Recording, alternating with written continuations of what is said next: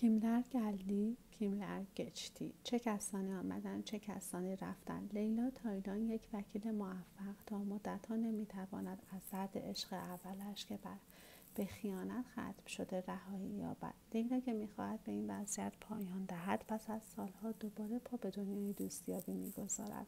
در همین حین او به کمک زرآشپز خوش‌تیپ شیاز از درد جدایی خلاص می‌شود و پرونده‌ای که به عنوان پرونده طلاق سال در نظر گرفته می‌شود نماینده توبا توپلیولو می‌شود.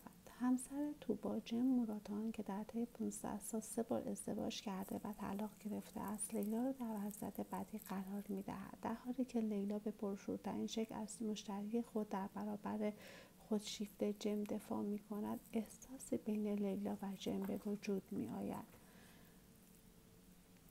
در حینی که لیلا سعی می‌کند سرپرستی سگشان بادی را به عهده بگیرد، اما متوجه خیانت عمر با دامپزشک سگشان بادی می‌شود. جم از لیلا می‌خواهد که نماینده او در یک حراج شراب باشد. لیلا سعی می‌کند از جم فاصله بگیرد، اما در شب افتتاحیه هتل جم نمی‌تواند خود را کنترل کند. لیلا که نیاز به استراحت دارد به یک گرد همایی خانوادگی می‌پیوندد که در آنجا متوجه می‌شود ازدواج والدینش آنقدر هم که فکر می‌کرده خوب نبوده.